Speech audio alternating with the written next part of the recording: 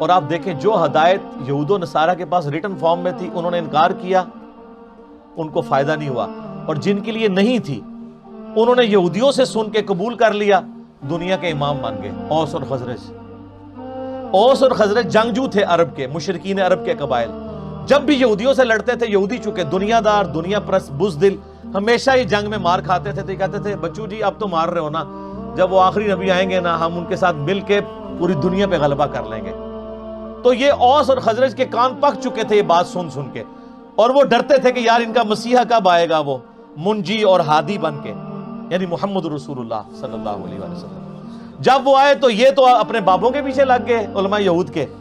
اوس اور خزرج نے یہودیوں سے پہلے ہی ان کا یار یہ وہی پیغمبر نہ ہو، حج پہ آئے ہوئے تھے، وہاں دیکھا حضور علیہ السلام خیموں میں دعوت دے رہے ہیں، انہوں نے کہا اس سے پہلے کہ یہودی ایمان لے کر ہیں تم ہی ایمان لے کے ان کو اپنا لیڈر بنا لو، اور ساتھ پھر اللہ نے دنیا کے امام ان کو بنا دیا۔ اسی لیے ہم کہتے ہیں کہ یہ ضروری نہیں ہوتا کہ آپ محنت جس جگہ کر رہے ہیں وہیں پہ رزلٹ نکلے، رزلٹ کہیں اور نکل سکتا ہے۔ مودودی صاحب کی پوری محنت سب کانٹیننٹ میں ہے، رزلٹ نکل رہا ہے الجزائر کے اندر، مصر کے اندر، افریقہ کے اندر، وہاں ان کو ایز اے ٹیکسٹ بک۔ اور آج جو مسلمانوں کا سب سے پاپولر لیڈر ہے طیب اردگان، وہ کہتے ہیں میرا روحانی مرشد جو ہے مودودی ہے۔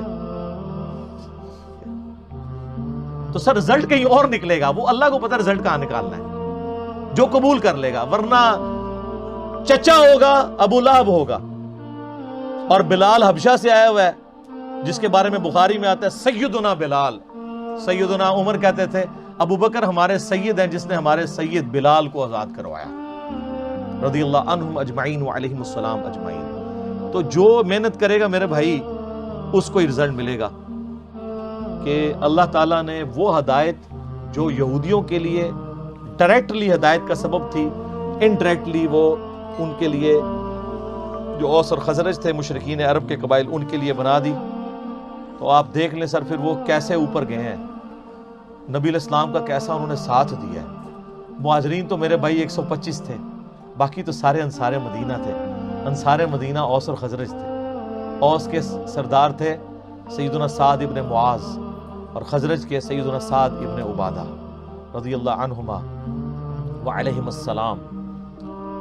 155 اصحاب صفا جن کا کوئی سورس آف انکم نہیں تھا، روزانہ ان کا 2 وقت کا کھانا سعد ابن عبادہ کے گھر سے جاتا تھا۔